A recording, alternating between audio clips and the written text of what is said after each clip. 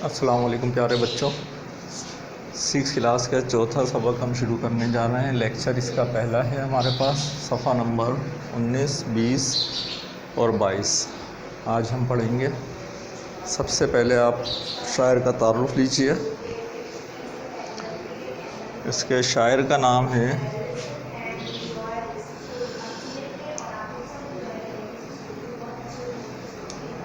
مصنف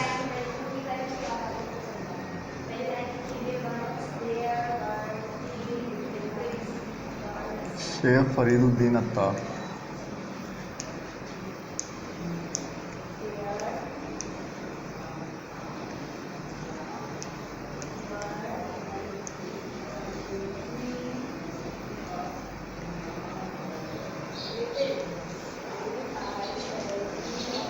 شیخ فرید الدین عطار 1145 عیسوی میں پیدا ہوئے اور 1221 عیسوی میں آپ کا انتقال ہوا۔ آپ کا تعلق ایران کے شہر نیشا پور سے تھا۔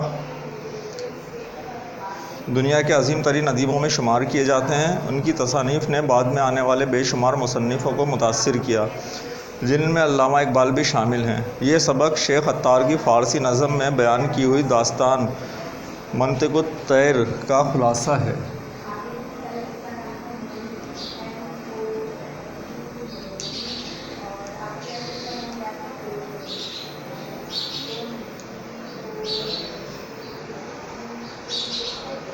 اچھا، اس سے پہلے کہ ہم سبق پڑھیں، مقاصد پڑھیں، اس کے بارے میں ایک معلومات اور لیجئے۔ صفحہ نمبر 20 پر سیمرغ فارسی کی لوک کہانیوں کا ایک فرضی پرندہ ہے۔ بعض کہانیوں میں سے ایک بہت لوک کہانی، وہ جو ہمارے سینہ بہ سینہ پیچھے سے چلی آ رہی ہے، سنتے چلے آتے ہیں ہم۔ بعض کہانیوں میں سے ایک بہت بڑی جسامت کا پرندہ دکھایا گیا ہے جو انسان کو پنجوں میں اٹھا کر پرواز کر سکتا ہے۔ فارسی زبان کے سب سے بڑے شاعر فردوسی طوسی نے بھی اپنی کتاب شاہ نامہ میں اسے یوں ہی پیش کیا۔ شیخ عطار ان کہانیوں سے واقف تھے، لیکن انہوں نے سیمرغ کو بالکل ہی نئے انداز میں پیش کر کے اس کے معنی ہمیشہ کے لیے بدل دیے۔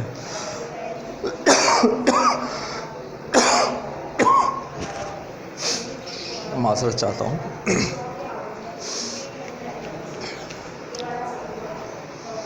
مقاصد: سبق کے مرکزی خیال کو سمجھ سکیں، دوسری زبانوں کے تراجم سے واقف ہو سکیں اور اس پر اپنی رائے دے سکیں، قومی یکجہتی کا ادراک حاصل کر سکیں، اس میں ضمیر اور اس کی پہچان سیکھ سکیں۔ قومی یکجہتی سب سے امپورٹنٹ اس کے اندر۔ اچھا، اس کے بعد آپ کو سبق پڑھ کر کیا کام کرنا ہے؟ اس میں پڑھتے ہوئے ہمیں کوئی کام نہیں کرنا، صرف غور کرنا ہے۔ اس کہانی میں پرندے ایک سفر پر روانہ ہوتے ہیں کہ آپ کو بھی اسی سفر پر جانا پسند آئے گا؟ کہانی پڑھ کر فیصلہ کیجیے۔ یہ بھی بتائیے کہ آپ کے فیصلے کی وجہ کیا ہے۔ ٹھیک، سبق شروع کرتے ہیں ہم۔ ہدہد ایک خوبصورت پرندہ ہوتا ہے۔ ایک دن اس نے دنیا کے تمام پرندوں سے کہا کہ اپنے بادشاہ کی تلاش میں نکلنا چاہیے۔ بادشاہ کا نام سیمرغ تھا، لیکن اسے کسی نے نہیں دیکھا تھا۔ پہلے تو پرندے سفر پر راضی نہ ہوئے۔ سیمرغ تک پہنچنے کے لیے دشوار گزار وادیوں سے گزرنا پڑتا تھا۔ ان وادیوں میں بے شمار خطرات تھے۔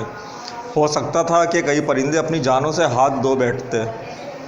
اس کے علاوہ پرندے اپنے اپنے ماحول میں رہنے کے عادی ہو چکے تھے۔ اس تمام آرام و آسائش کو چھوڑ کر کسی ایسے راستے پر قدم اٹھانا آسان کام نہیں تھا جہاں سے پہلے کبھی گزرے ہی نہ ہوں۔ منزل بھی ایسی تھی جس کے بارے میں کسی کو ٹھیک سے کچھ معلوم نہ تھا۔ واہ، کس خوبصورتی سے پرندوں کے ذریعے اس پیراگراف میں شیخ فرید الدین عطار صاحب نے انسان کے ایک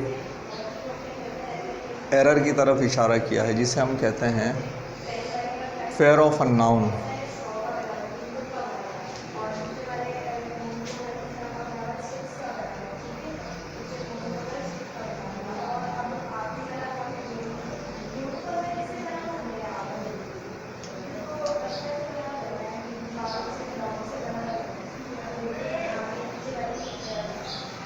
انجانی چیزوں کا خوف انسان کی بہت بڑی کمزوری ہے۔ اکثر ہم لوگ اسی خوف کی وجہ سے بہت سارے اچھی چیزوں سے محروم رہ جاتے ہیں. ہم نئی چیز دیکھنا ہی نہیں چاہتے. ایک جگہ نوکری کر رہے ہیں، اسے چھوڑ کر دوسری جگہ جانا ہمیں گوارا نہیں ہوتا ہے. ایک چیز استعمال کر رہے ہیں، اس پروڈکٹ کو چھوڑ کر نئی پروڈکٹ چیک کرنا ہم اتنی جلدی تیار نہیں ہوتے. یہ دراصل کیا ہے؟ انجانے کا خوف. یہی خوف یہاں پر پرندوں کو بھی لاحق ہے. اس کے باوجود ہدہد کی شخصیت میں بڑا اثر تھا، اس کی گفتگو میں تاثیر تھی. اس کے دلائل ایسے تھے کہ سب پرندوں کے دلوں میں اترتے چلے گئے. بالآخر وہ اس کی رہنمائی میں سفر پر نکل کھڑے ہوئے.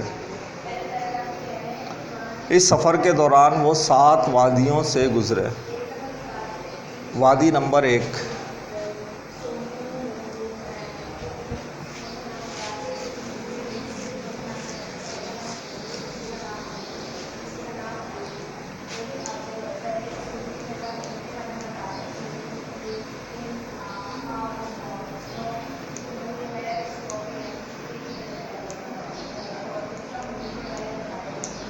وادی طلب.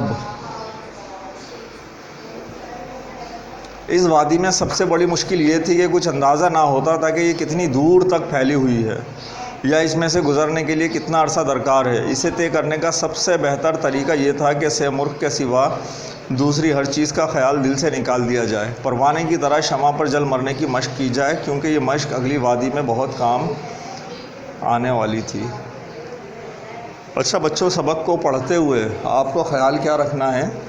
صرف یہ نہ سوچیں کہ یہ ایک پرندے کی کہانی ہے جو سفر پر نکلے ہوئے ہیں، بلکہ اس سے ہماری عملی زندگی میں یا انسانی زندگی کے اوپر رکھ کر بھی آپ سوچ سکتے ہیں. وادی طلب یعنی کہ انسان دنیا میں آیا اور طلب چیزوں کے پیچھے، مادی چیزوں کے پیچھے لگ گیا، اس میں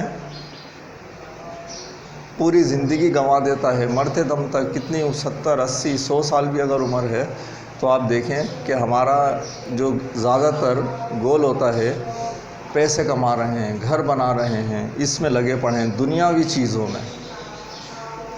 پھر اس میں سے گزرنے کا سب سے اچھا جو انہوں نے طریقہ بتایا وہ کیا تھا؟ وہ یہ تھا کہ سیمرغ کے سوا دوسری ہر چیز کا خیال دل سے نکال دیا جائے. سیمرغ کیا تھا؟ دراصل گول تھا، ایم تھا، مقصد تھا جو حاصل کرنا تھا. تو ہر شخص ہم میں سے جو مسلمان ہو یا مسلمان نہ ہو، کسی نہ کسی مذہب سے تعلق رکھتا ہے. ہر مذہب کا بالآخر جو مقصد ہے، جو اس کی معراج ہے، وہ ہے خدائے پاک سے آپ کا تعلق استوار ہونا اور بالآخر اس کی رضا حاصل کر لینا. تو یہاں پر بھی اگر ہم اس دنیا کو دیکھیں اس طریقے سے، تو ہم اللہ تعالیٰ کی اگر رضا کو صرف حاصل کرنے پر اپنا دھیان دیں تو ہم اس وادی طلب سے بہت جلدی چھٹکارا پا لیتے ہیں. نمبر 2، وادی عشق. دوسری وادی عشق کی تھی. یہاں آگ ہی آگ تھی.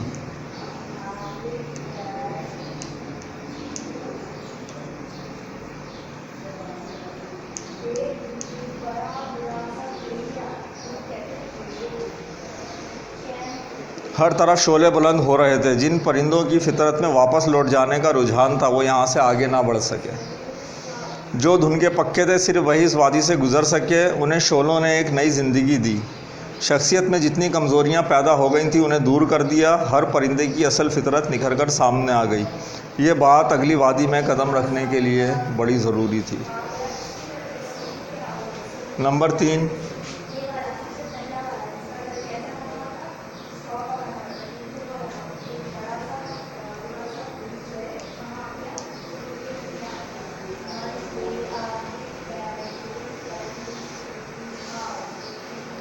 دوسری وادی کو اگر ہم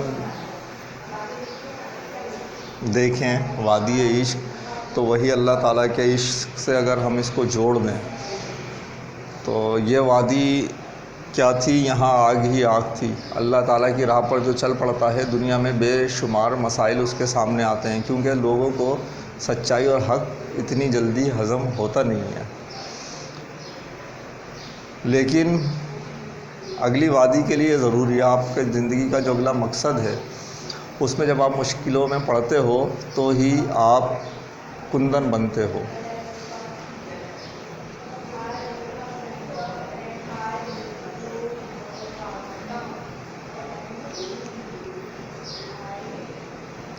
तीसरी वादी वादी मार्फत। ये वादी बड़ी बेढंगी नज़र आती थी। वजह यह थी कि यहाँ हर परिंदे के लिए एक अलग रास्ता बना हुआ था। यह रास्ता उस नई शख्सियत के मुताबिक था जो हर परिंदे ने पिछली वादी में पाई थी। इस तरह अलग अलग रास्तों पर चलने की वजह से परिंदों को अपनी नई शख्सियतों की आदत हुई। तब वो अलग अलग रास्तों से अगली वादी में दाखिल हुए। वादी मार्फत, उनको मार्फत जब हासिल हो गई, वही कि जब आप अल्लाह ताला की राह में लग गए तो आपको फिर अपना असल मकसद मिलता है। आप दुनिया में देखें, सब लोग ऐसे नहीं हैं कि पैसे के पीछे ही लगे हुए हैं। नेकी के बेशुमार काम, मकसद सबका एक है, अल्लाह ताला की रज़ा हासिल करना। कोई आप देखें डॉक्टर बन कर मरीज़ों की खिदमत कर रहा है, तो किसी को आप देखें तो कोई NGO चला रहा है। किसी को अगर आप देखें तो वो और कुछ नहीं कर सकता, NGO को जो फ़ंड दे रहा है उसके पास 1 रुपया है, 10 रुपये हैं, 1000 रुपये जो भी हैं, वो उस शख्स को दे रहा है। पूरी एक कड़ी से कड़ी मिल रही है। हर शख्स यहाँ पर अपने अपने हिसाब से काम कर रहा है। ये कब हुआ? वादी इश्क, अल्लाह ताला की मोहब्बत, सच्चाई की तलाश, उसमें जब पड़ गए हैं तो आपने कहा वादी मार्फत में अपनी जगह पा ली कि अल्लाह ताला ने जो हमें भेजा है दुनिया में, उसका जो ख़ास मकसद है उसको हमने लिया और अब उसके मुताबिक हम अलग अलग रास्तों पर, मंजिल सबकी एक है, रास्ते क्या अलग अलग जगह से पहुंच रहे हैं। चौथी वादी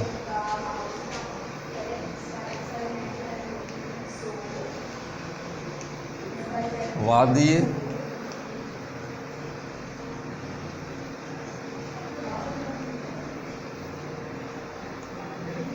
इस्तग़ना।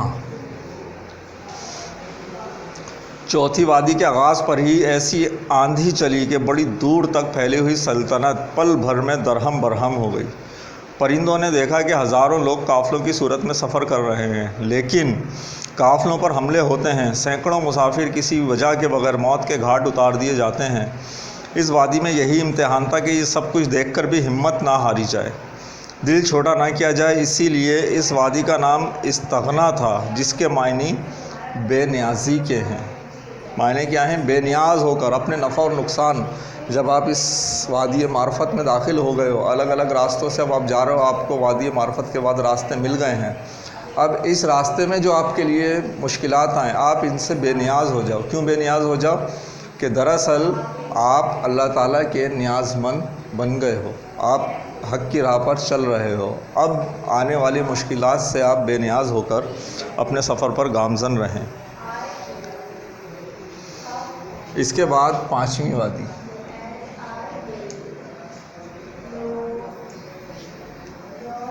वादी है तौहीद।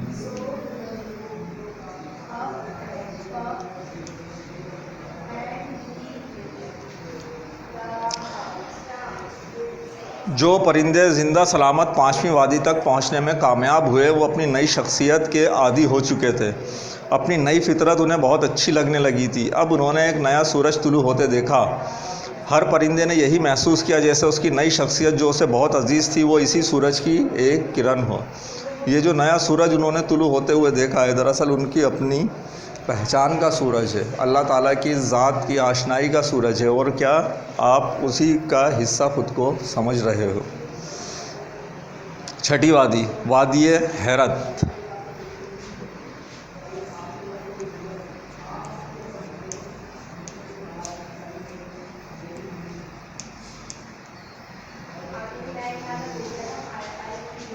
वादी हैरत। वादी हैरत छठी वादी में परिंदे अपनी याददाश्त खो बैठे। अब अगर कोई उनसे पूछता कि वो ज़िंदा हैं या मुर्दा, नींद में हैं या होश में, तो वो कुछ ना बता सकते थे। बस वो यही जानते थे कि वो किसी की मोहब्बत में आगे बढ़ रहे हैं, आगे बढ़े जा रहे हैं, बढ़े जा रहे हैं, बढ़े जा रहे हैं। लेकिन ये भी भूल गए थे कि किसकी मोहब्बत में बेताब हैं। सैमुर्ग का नाम भी जहन से निकल चुका था। ये सबसे ज़्यादा तकलीफ़ दे वादी थी। सबसे ज़्यादा तकलीफ़ दे वादी इसको क्यों कहा गया है?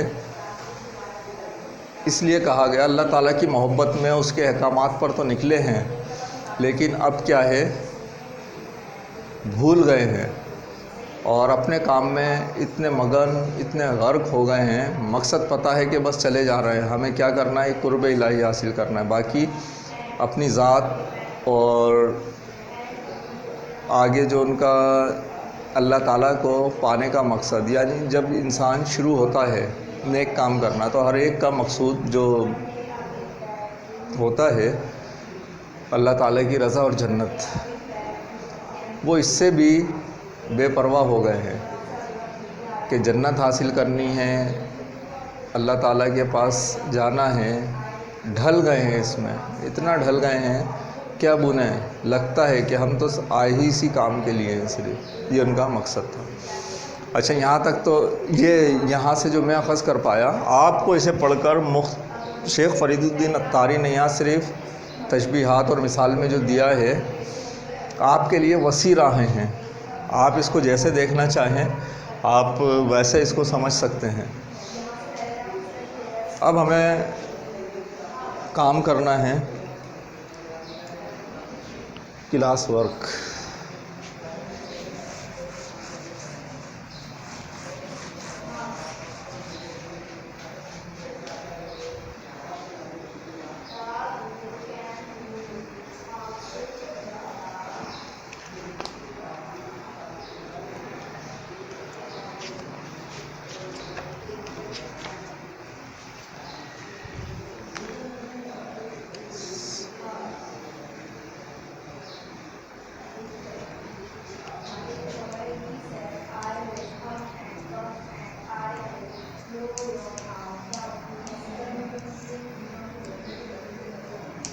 سوالات میرے ساتھ ساتھ کاپی کیجئے، پھر ویڈیو روک کر آپ جواب لکھیں گے، پھر اگلا سوال دیکھیں گے۔ پہلا سوال ہے، پرندے سفر پر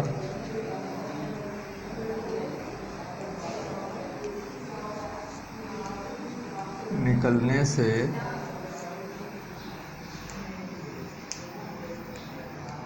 کیوں کترا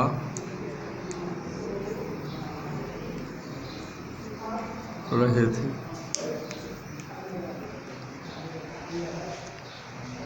ٹھیک ہے بچوں، کر لیا یہ سوال۔ اب اس کے بعد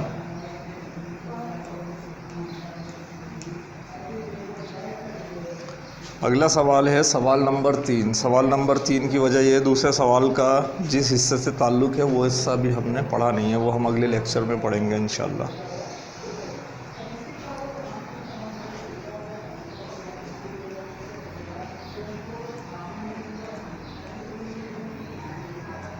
پرندوں نے جو سفر کیا اس کا مقصد کیا تھا؟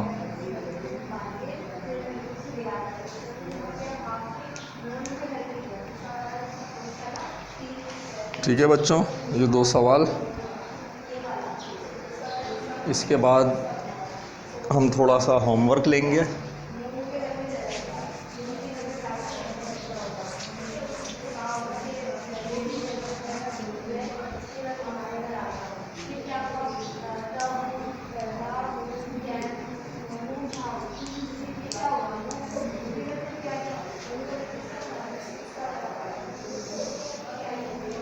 ہوم ورک کے لیے آئیے صفحہ نمبر 22۔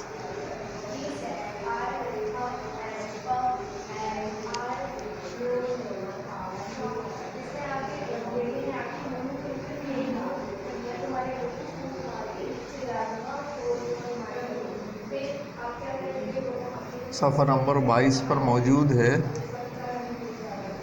میری خواہش۔ ہوم ورک میں آپ نے بچوں کیا لکھنا ہے؟ میری خواہش۔ میری خواہش کیا ہے کہ آپ اس سفر پر جانا چاہیں گے، اور اگر آپ اس سفر پر جانا چاہیں گے تو مختصر طور پر اس کی وجہ بھی آپ بیان کریں گے۔ یہ کام آپ کو ہوم ورک میں کرنا ہے۔ ملتے ہیں انشاءاللہ اگلے لیکچر میں۔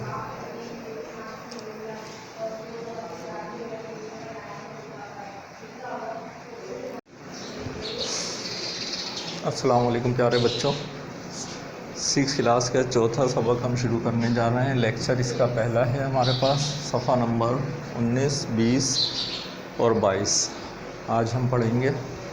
سب سے پہلے آپ شاعر کا تعارف لیجیے۔ اس کے شاعر کا نام ہے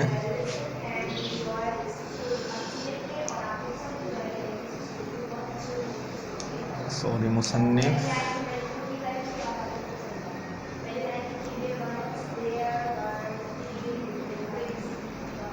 شیخ فرید الدین عطار۔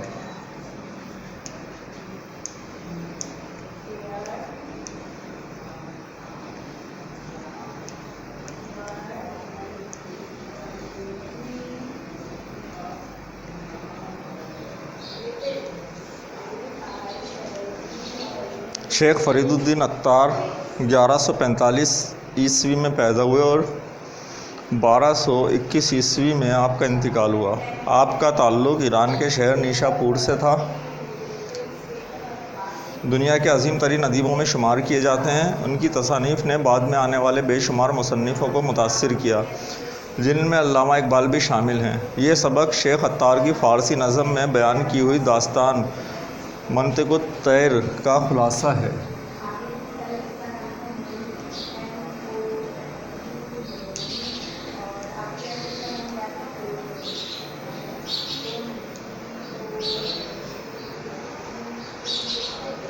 اچھا، اس سے پہلے کہ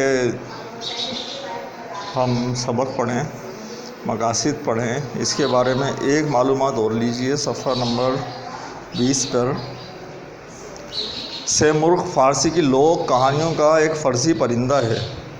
بعض کہانیوں میں سے ایک بہت لوک کہانی، وہ جو ہمارے سینہ بہ سینہ پیچھے سے چلی آ رہی ہے، سنتے چلے آتے ہیں ہم۔ بعض کہانیوں میں سے ایک بہت بڑی جسامت کا پرندہ دکھایا گیا ہے جو انسان کو پنجوں میں اٹھا کر پرواز کر سکتا ہے۔ فارسی زبان کے سب سے بڑے شاعر فردوسی طوسی نے بھی اپنی کتاب شاہ نامہ میں اسے یوں ہی پیش کیا۔ شیخ عطار ان کہانیوں سے واقف تھے، لیکن انہوں نے سیمرغ کو بالکل ہی نئے انداز میں پیش کر کے اس کے معنی ہمیشہ کے لیے بدل دیے۔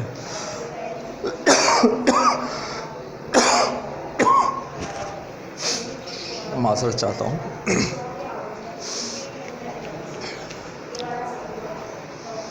مقاصد: سبق کے مرکزی خیال کو سمجھ سکیں، دوسری زبانوں کے تراجم سے واقف ہو سکیں اور اس پر اپنی رائے دے سکیں، قومی یکجہتی کا ادراک حاصل کر سکیں، اس میں ضمیر اور اس کی پہچان سیکھ سکیں۔ قومی یکجہتی سب سے امپورٹنٹ اس کے اندر۔ اچھا، اس کے بعد آپ کو سبق پڑھ کر کیا کام کرنا ہے؟ اس میں پڑھتے ہوئے ہمیں کوئی کام نہیں کرنا، صرف غور کرنا ہے۔ اس کہانی میں پرندے ایک سفر پر روانہ ہوتے ہیں، کہ آپ کو بھی اسی سفر پر جانا پسند آئے گا؟ کہانی پڑھ کر فیصلہ کیجیے۔ یہ بھی بتائیے کہ آپ کے فیصلے کی وجہ کیا ہے۔ ٹھیک، سبق شروع کرتے ہیں ہم۔ ہدہد ایک خوبصورت پرندہ ہوتا ہے۔ ایک دن اس نے دنیا کے تمام پرندوں سے کہا کہ اپنے بادشاہ کی تلاش میں نکلنا چاہیے۔ بادشاہ کا نام سیمرغ تھا، لیکن اسے کسی نے نہیں دیکھا تھا۔ پہلے تو پرندے سفر پر راضی نہ ہوئے۔ سیمرغ تک پہنچنے کے لیے دشوار گزار وادیوں سے گزرنا پڑتا تھا۔ ان وادیوں میں بے شمار خطرات تھے۔ ہو سکتا تھا کہ کئی پرندے اپنی جانوں سے ہاتھ دھو بیٹھتے۔ اس کے علاوہ پرندے اپنے اپنے ماحول میں رہنے کے عادی ہو چکے تھے۔ اس تمام آرام و آسائش کو چھوڑ کر کسی ایسے راستے پر قدم اٹھانا آسان کام نہیں تھا جہاں سے پہلے کبھی گزرے ہی نہ ہوں۔ منزل بھی ایسی تھی جس کے بارے میں کسی کو ٹھیک سے کچھ معلوم نہ تھا۔ واہ، کس خوبصورتی سے پرندوں کے ذریعے اس پیراگراف میں شیخ فرید الدین عطار صاحب نے انسان کے ایک ایرر کی طرف اشارہ کیا ہے، جسے ہم کہتے ہیں فیئر آف انناؤن۔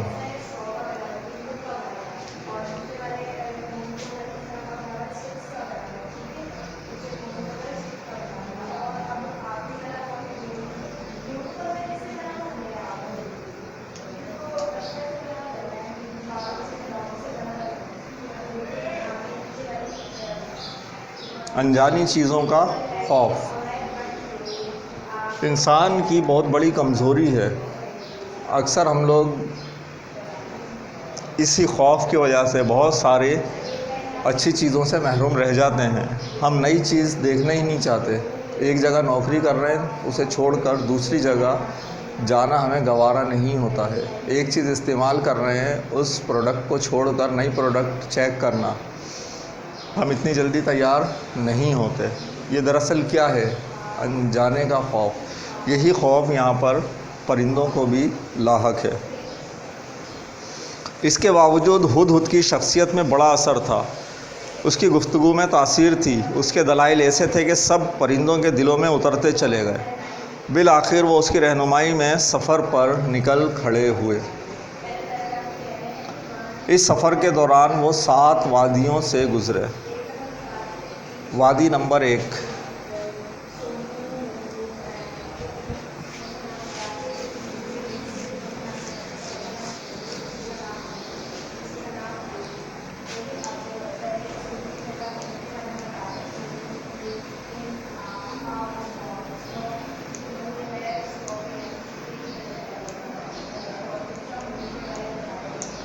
وادی طلب۔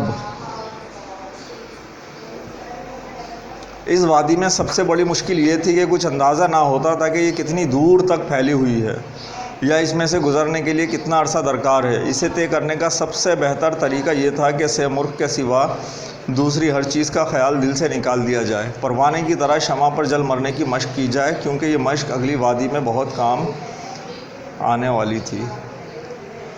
اچھا بچوں، سبق کو پڑھتے ہوئے آپ کو خیال کیا رکھنا ہے؟ صرف یہ نہ سوچیں کہ یہ ایک پرندے کی کہانی ہے جو سفر پر نکلے ہوئے ہیں، بلکہ اس سے ہماری عملی زندگی میں یا انسانی زندگی کے اوپر رکھ کر بھی آپ سوچ سکتے ہیں۔ وادی طلب یعنی کہ انسان دنیا میں آیا اور طلب چیزوں کے پیچھے، مادی چیزوں کے پیچھے لگ گیا، اس میں پوری زندگی گنوا دیتا ہے، مرتے دم تک۔ کتنی 70، 80، 100 سال بھی اگر عمر ہے تو آپ دیکھیں کہ ہمارا جو زیادہ تر گول ہوتا ہے، پیسے کما رہے ہیں، گھر بنا رہے ہیں، اس میں لگے پڑے ہیں، دنیاوی چیزوں میں۔ پھر اس میں سے گزرنے کا سب سے اچھا جو انہوں نے طریقہ بتایا وہ کیا تھا؟ وہ یہ تھا کہ سیمرغ کے سوا دوسری ہر چیز کا خیال دل سے نکال دیا جائے۔ سیمرغ کیا تھا؟ دراصل گول تھا، ایم تھا، مقصد تھا جو حاصل کرنا تھا۔ تو ہر شخص ہم میں سے جو مسلمان ہو یا مسلمان نہ ہو، کسی نہ کسی مذہب سے تعلق رکھتا ہے، ہر مذہب کا بالآخر جو مقصد ہے، جو اس کی معراج ہے، وہ ہے خدائے پاک سے آپ کا تعلق استوار ہونا اور بالآخر اس کی رضا حاصل کر لینا۔ تو یہاں پر بھی اگر ہم اس دنیا کو دیکھیں اس طریقے سے، تو ہم اللہ تعالیٰ کی اگر رضا کو صرف حاصل کرنے پر اپنا دھیان دیں تو ہم اس وادی طلب سے بہت جلدی چھٹکارا پا لیتے ہیں۔ نمبر 2، وادی عشق۔ دوسری وادی عشق کی تھی۔ یہاں آگ ہی آگ تھی۔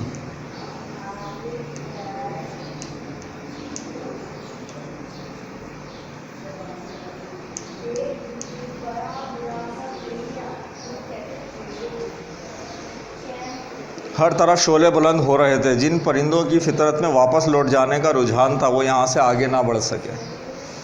جو دھن کے پکے تھے صرف وہی اس وادی سے گزر سکے۔ انہیں شعلوں نے ایک نئی زندگی دی۔ شخصیت میں جتنی کمزوریاں پیدا ہو گئی تھیں انہیں دور کر دیا۔ ہر پرندے کی اصل فطرت نکھر کر سامنے آ گئی۔ یہ بات اگلی وادی میں قدم رکھنے کے لیے بڑی ضروری تھی۔ نمبر 3،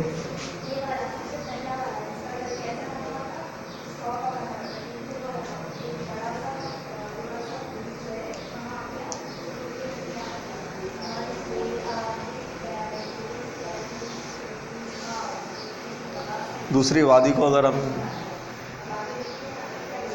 دیکھیں، وادی عشق، تو وہی اللہ تعالیٰ کے عشق سے اگر ہم اس کو جوڑ دیں تو یہ وادی کیا تھی؟ یہاں آگ ہی آگ تھی۔ اللہ تعالیٰ کی راہ پر جو چل پڑتا ہے، دنیا میں بے شمار مسائل اس کے سامنے آتے ہیں، کیونکہ لوگوں کو سچائی اور حق اتنی جلدی ہضم ہوتا نہیں ہے۔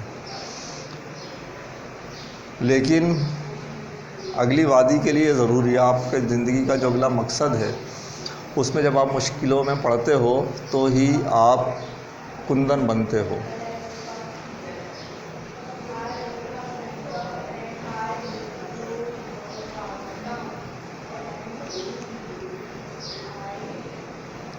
تیسری وادی وادی معرفت۔ یہ وادی بڑی بے ڈھنگی نظر آتی تھی، وجہ یہ تھی کہ یہاں ہر پرندے کے لیے ایک الگ راستہ بنا ہوا تھا۔ یہ راستہ اس نئی شخصیت کے مطابق تھا جو ہر پرندے نے پچھلی وادی میں پائی تھی۔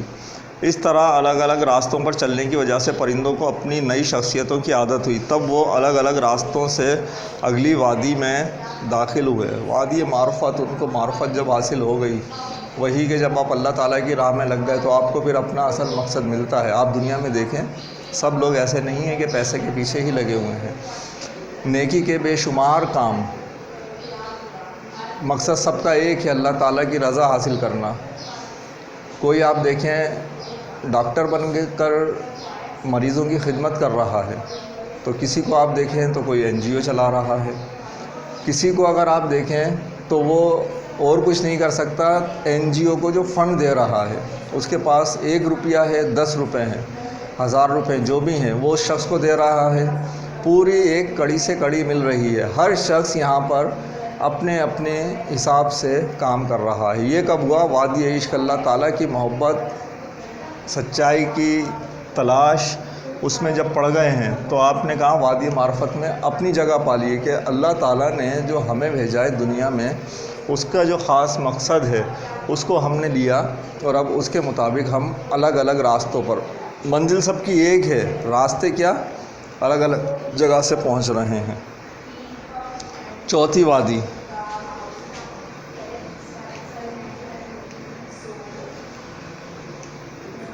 وادی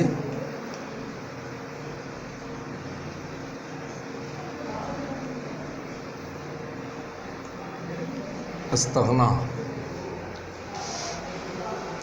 چوتھی وادی کے آغاز پر ہی ایسی آندھی چلی کہ بڑی دور تک پھیلی ہوئی سلطنت پل بھر میں درہم برہم ہو گئی۔ پرندوں نے دیکھا کہ ہزاروں لوگ قافلوں کی صورت میں سفر کر رہے ہیں، لیکن قافلوں پر حملے ہوتے ہیں، سینکڑوں مسافر کسی وجہ کے بغیر موت کے گھاٹ اتار دیے جاتے ہیں۔ اس وادی میں یہی امتحان تھا کہ یہ سب کچھ دیکھ کر بھی ہمت نہ ہاری جائے، دل چھوٹا نہ کیا جائے۔ اسی لیے اس وادی کا نام استغنا تھا، جس کے معنی بے نیازی کے ہیں۔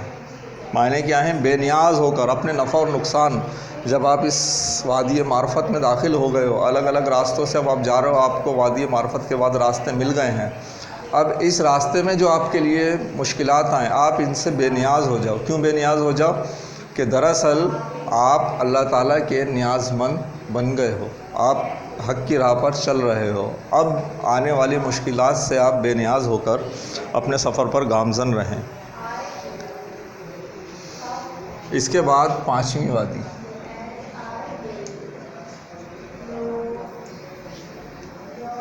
وادی توحید۔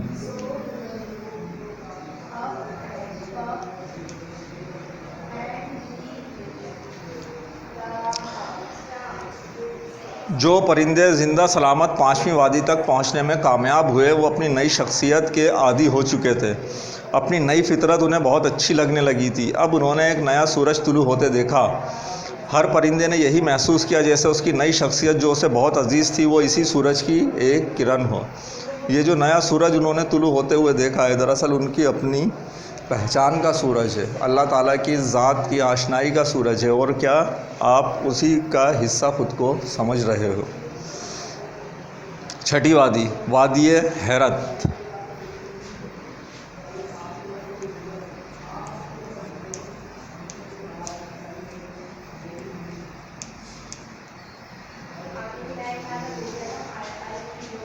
وادی حیرت وادی حیرت چھٹی وادی میں پرندے اپنی یادداشت کھو بیٹھے۔ اب اگر کوئی ان سے پوچھتا کہ وہ زندہ ہیں یا مردہ، نیند میں ہیں یا ہوش میں، تو وہ کچھ نہ بتا سکتے تھے۔ بس وہ یہی جانتے تھے کہ وہ کسی کی محبت میں آگے بڑھ رہے ہیں، آگے بڑھے جا رہے ہیں، بڑھے جا رہے ہیں، بڑھے جا رہے ہیں، لیکن یہ بھی بھول گئے تھے کہ کس کی محبت میں بےتاب ہیں۔ سیمرغ کا نام بھی ذہن سے نکل چکا تھا۔ یہ سب سے زیادہ تکلیف دہ وادی تھی۔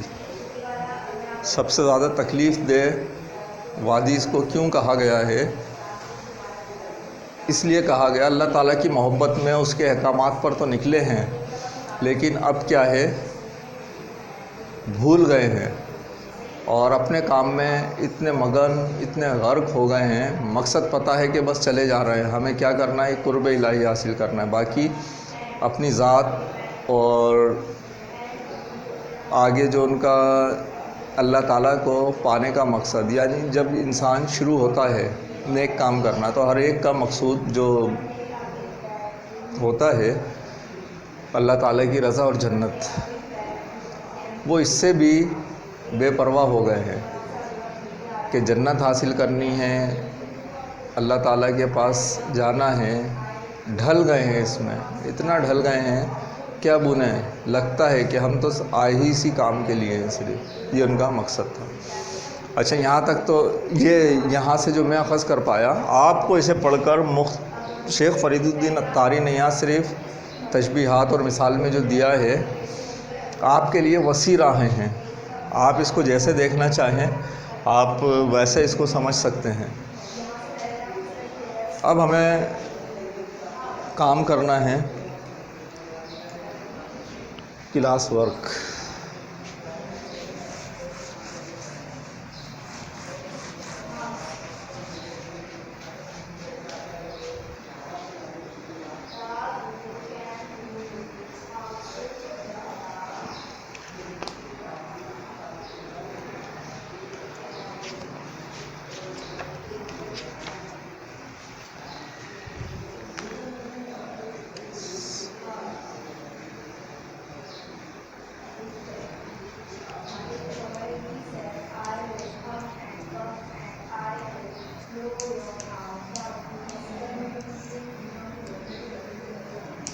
سوالات میرے ساتھ ساتھ کاپی کیجئے، پھر ویڈیو روک کر آپ جواب لکھیں گے،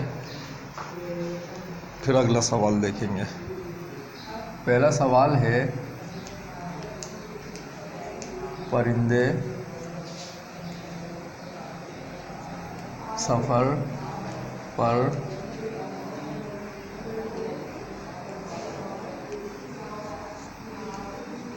نکلنے سے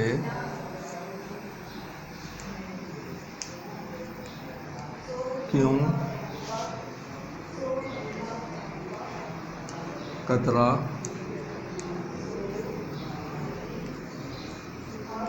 رہے تھے؟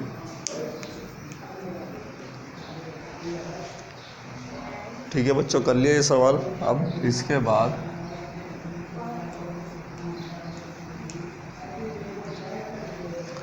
اگلا سوال ہے سوال نمبر 3۔ سوال نمبر 3 کی وجہ یہ، دوسرے سوال کا جس حصے سے تعلق ہے وہ حصہ بھی ہم نے پڑھا نہیں ہے، وہ ہم اگلے لیکچر میں پڑھیں گے انشاءاللہ۔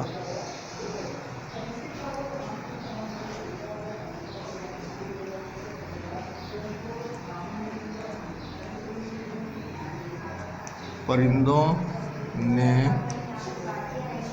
جو سفر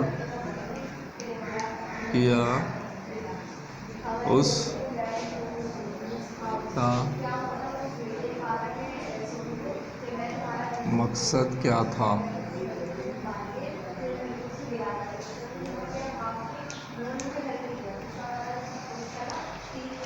ٹھیک ہے بچوں، یہ 2 سوال۔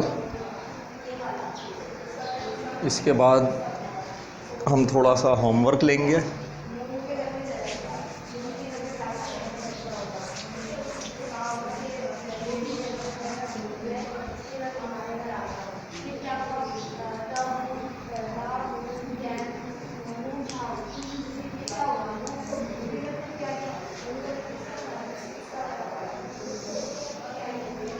ہوم ورک کے لیے آئیے صفحہ نمبر 22۔